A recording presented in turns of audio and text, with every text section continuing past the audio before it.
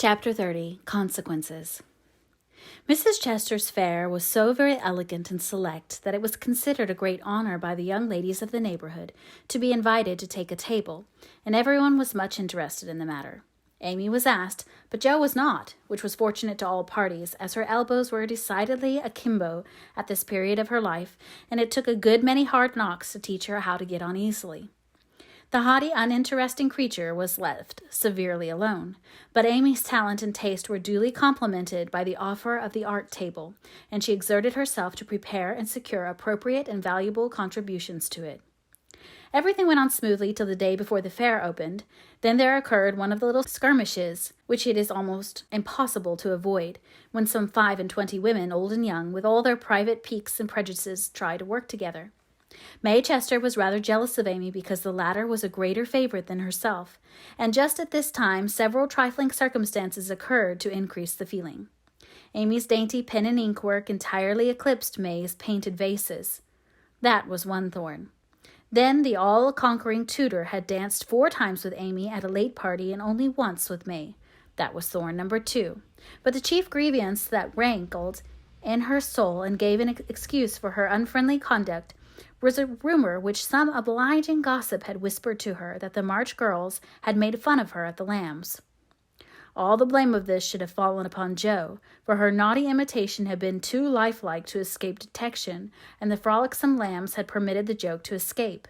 No hint of this had reached the culprits, however, and Amy's dismay can be imagined when the very evening before the fair, as she was putting the last touches to her pretty table, Mrs. Chester, who of course resented the supposed ridicule of her daughter, said in a bland tone, but with a cold look, "I find, dear, that there is some feeling among the young ladies about my giving this table to anyone but my girls. As this is the most prominent, and some say the most attractive table of all, and they are the chief getters up of the fair, it is thought best for them to take this place. I'm sorry. But I know you are too sincerely interested in the cause to mind a little personal disappointment, and you shall have another table if you like." Mrs. Chester fancied beforehand that it would be easy to deliver this little speech, but when the time came she found it rather difficult to utter it naturally, with Amy's unsuspicious eyes looking straight at her full of surprise and trouble. Amy felt that there was something behind this, but could not guess what, and said quietly, feeling hurt and showing that she did, "Perhaps you had rather I took no table at all." "Now, my dear, don't have any ill feeling, I beg.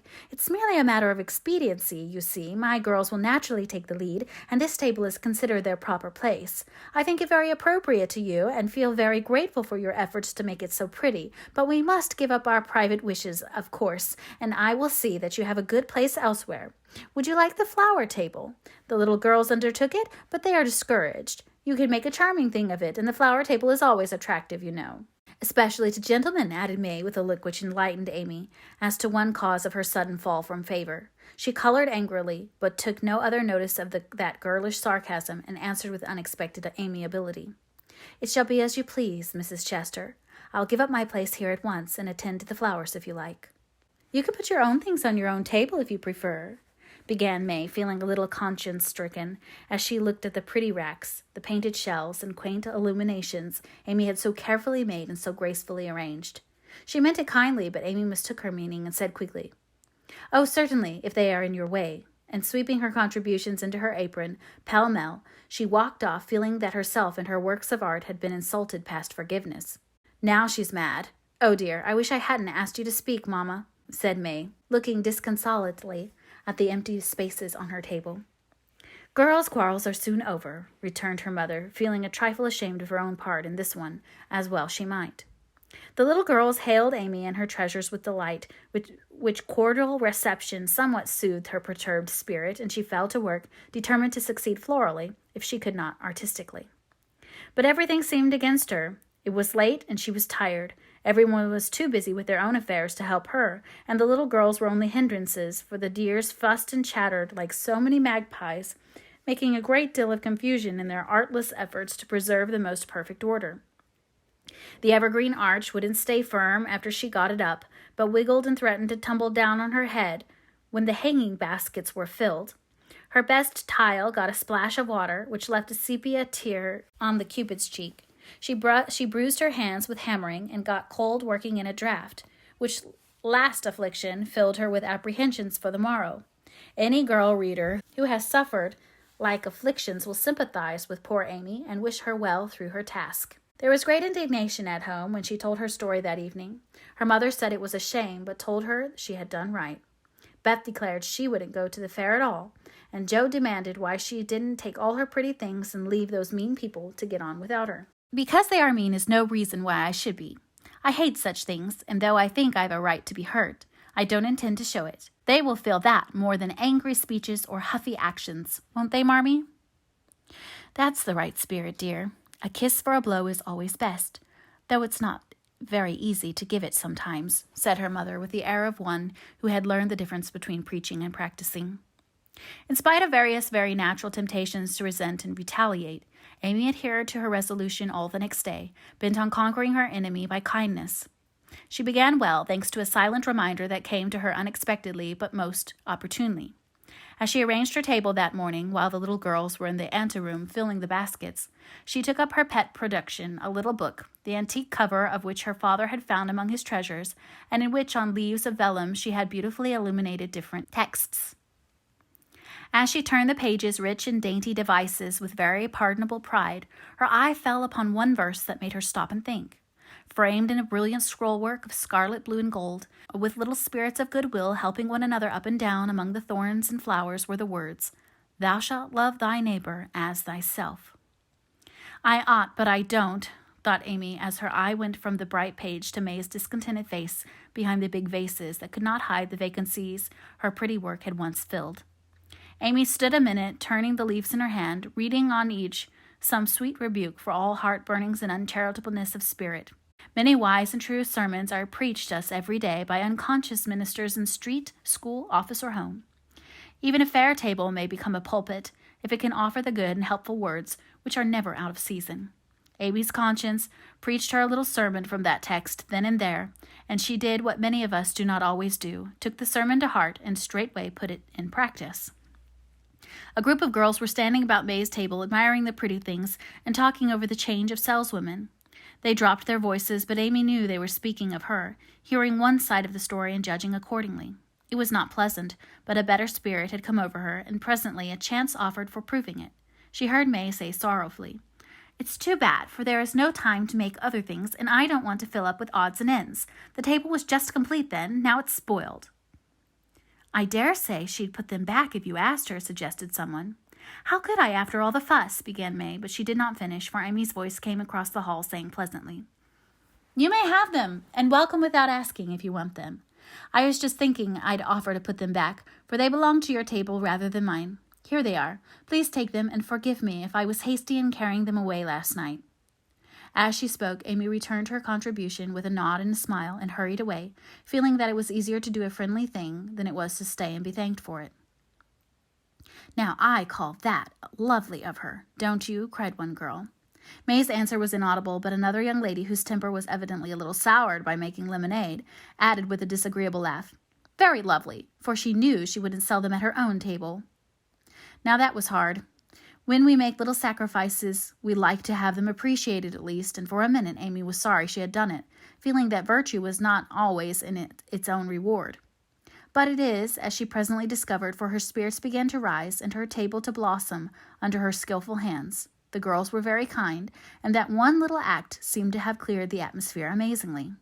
It was a very long day and a hard one for Amy as she sat behind her table, often quite alone, for the little girls deserted very soon. Few cared to buy flowers in summer, and their bouquets began to droop long before night.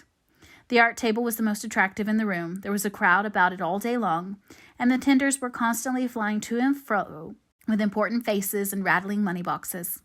Amy often looked wistfully across, longing to be there, where she felt at home and happy instead of in a corner with nothing to do.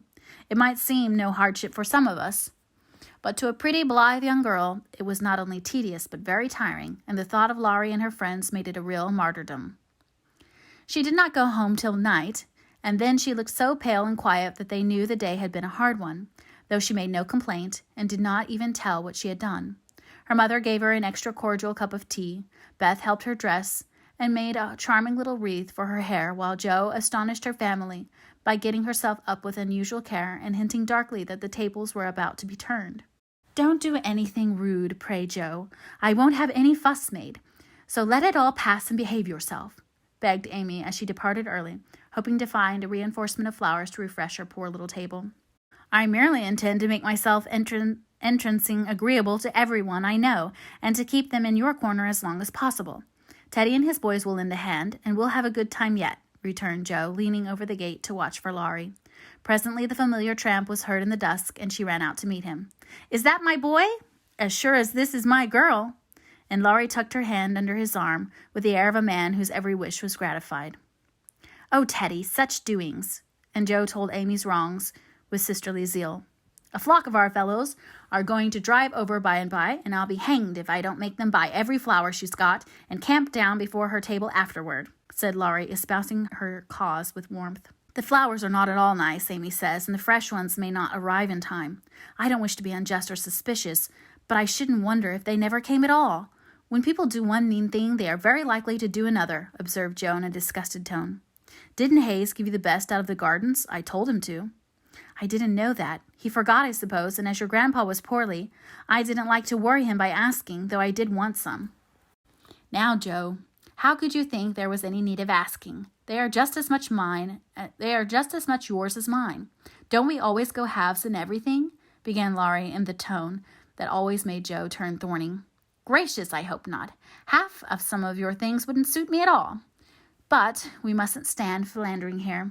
I've got to help Amy, so you go and make yourself splendid. And if you'll be so very kind as to let Hayes take a few nice flowers up to the hall, I'll bless you forever. Couldn't you do it now? Asked Laurie so suggestively that Joe shut the gate in his face with inhospitable haste and called through the bars, Go away, Teddy, I'm busy. Thanks to the conspirators, the tables were turned that night, for Hayes sent up a wilderness of flowers with a lovely basket arranged in his best manner for a centerpiece.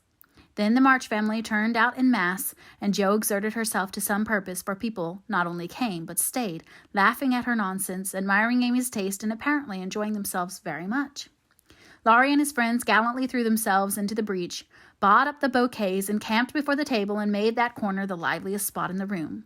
Amy was in her element now, and out of gratitude, if nothing more, was as sprightly and gracious as possible, coming to the conclusion about that time that virtue was its own reward after all. Jo behaved herself with exemplary propriety, and when Amy was happily surrounded by her guard of honor, Jo circulated about the hall, picking up various bits of gossip which enlightened her upon the subject of the Chester change of base. She reproached herself for her share of the ill feeling, and resolved to exonerate Amy as soon as possible. She also discovered what Amy had done about the things in the morning, and considered her a model of magnanimity. As she passed the art table, she glanced over it for her sister's things, but saw no sign of them. Tucked away out of sight, I dare say, thought Jo, who would forgive her own wrongs, but hotly resented any insult offered her family. Good evening, Miss Jo.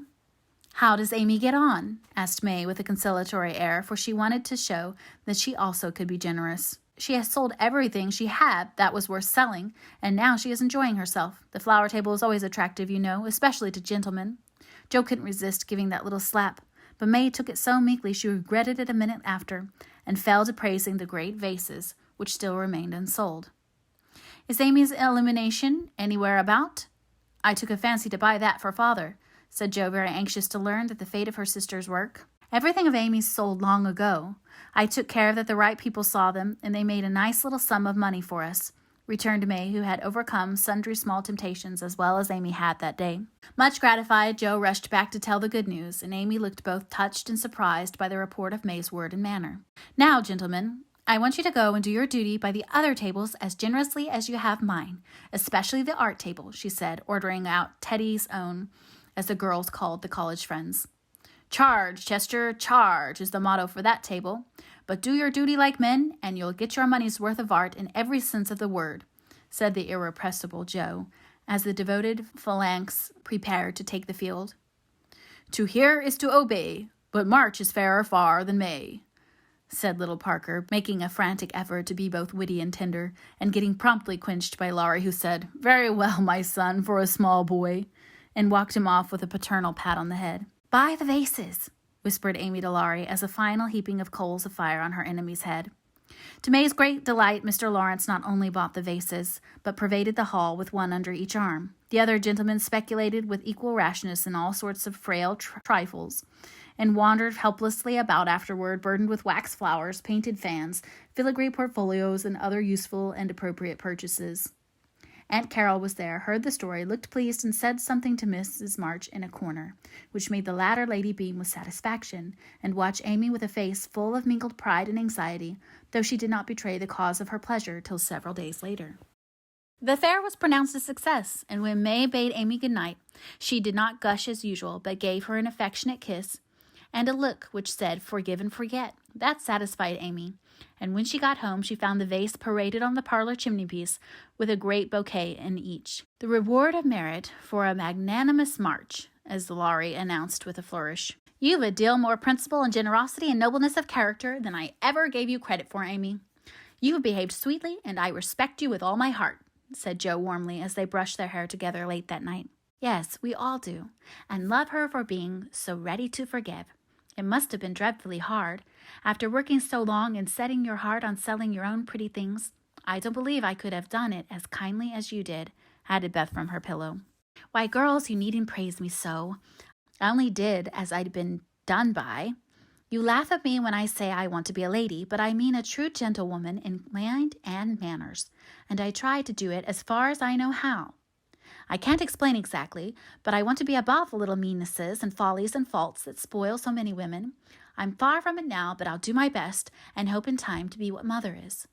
Amy spoke earnestly, and Joe said with a cordial hug, "I understand now what you mean, and I'll never laugh at you again. You are getting on faster than you think, and I'll take lessons of you in true politeness, for you've learned the secret, I believe. Try away, dearie, you'll get your reward some day, and no one will be more delighted than I shall."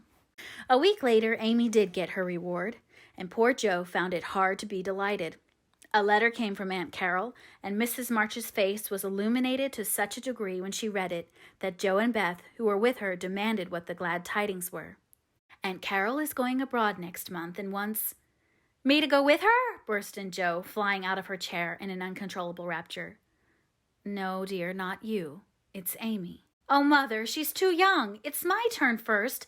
I've wanted it so long. It would do me so much good and be so altogether splendid. I must go." "I'm afraid it's impossible, Joe.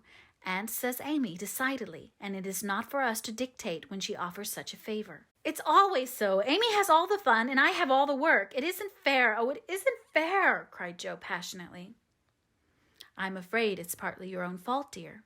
When Aunt spoke to me the other day, she regretted your blunt manners and too independent spirit, and here she writes as if quoting something you had said. I planned at first to ask Joe, but as favors burden her, and she hates French, I think I won't venture to invite her. Amy is more docile, will make a good companion for Flo, and receive gratefully any help the trip may give her." "Oh, my tongue, my abominable tongue! Why can't I learn to keep it quiet?" groaned Joe, remembering words which had been her undoing. When she had heard the explanation of the quoted phrases, Mrs. March said sorrowfully, "I wish you could have gone, but there is no hope of it this time, so try to bear it cheerfully, and don't sadden Amy's pleasure by reproaches or regrets."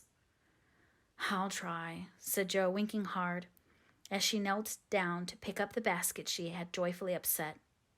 "I'll take a leaf out of her book and try not to seem glad, but to be so, and not grudge her 1 minute of happiness. But it won't be easy, for it is a dreadful disappointment." And poor Joe bedewed the little fat pincushion she held with several very bitter tears. "Joe, dear, I'm very selfish, but I couldn't spare you, and I'm glad you are not going quite yet," whispered Beth, embracing her, basket and all, with such a clinging touch and loving face that Joe felt comforted in spite of the sharp regret that made her want to box her own ears and humbly beg Aunt Carol to burden her with this favor and see how gratefully she would bear it. By the time Amy came in, Joe was able to take her part in the family jubilation, not quite as heartily as usual perhaps, but without repinings at Amy's good fortune. The young lady herself received the news as tidings of great joy, went about in a solemn sort of rapture, and began to sort her colors and pack her pencils that evening, leaving such trifles as clothes, money, and passports to those less absorbed in visions of art than herself. "It isn't a mere pleasure trip to me, girls," she said impressively as she scraped her best palette. "It will decide my career, for if I have any genius, I shall find it out in Rome and will do something to prove it." "Suppose you haven't?" said Joe, sewing away with red eyes at the new collars which were to be handed over to Amy. "Then I shall come home and teach drawing for my living," replied the aspirant for fame, with philosophic composure. But she made a wry face at the prospect and scratched away at her palette as if bent on vigorous measures before she gave up her hopes. "No, you won't. You hate hard work, and you'll marry some rich man and come home to sit in the lap of luxury all your days," said Joe. "Your predictions sometimes come to pass, but I don't believe that one will. I'm sure I wish it would, for if I can't be an artist myself, I should like to be able to help those who are," said Amy, smiling, as if the part of Lady Bountiful would suit her better than that of a poor drawing teacher. Said Joe with a sigh. "If you wish it, you'll have it, for your wishes are always granted. Mine never." "Would you like to go?" asked Amy thoughtfully, patting her nose with her knife. "Rather." "Well, in a year or two, I'll send for you, and we'll dig in the Forum for relics and carry out all the plans we've made so many times." "Thank you. I'll remind you of your promise when that joyful day comes, if it ever does," returned Joe, accepting the vague but magnificent offer as gratefully as she could. There was not much time for preparation, and the house was in a ferment till Amy was off. Joe bore up very well till the last flutter of blue ribbon vanished, when she retired to her refuge, the garret, and cried till she couldn't cry any more. Amy likewise bore up stoutly till the steamer sailed. Then, just as the gangway was about to be withdrawn, it suddenly came over her what a whole ocean was soon to roll between her and those who loved her best, and she clung to Laurie, the last lingerer, saying with a sob, "Oh, take care of them for me, and if anything should happen—" "I will, dear, I will, and if anything happens, I'll come and comfort you," whispered Laurie, still little dreaming that he would be called upon to keep his word. So Amy sailed away to find the old world, which is always new and beautiful to young eyes, while her father and friend watched from the shore, fervently hoping that none but gentle fortunes would befall the happy-hearted girl, who waved her hand to them till they could see nothing but the summer sunshine dazzling on the sea.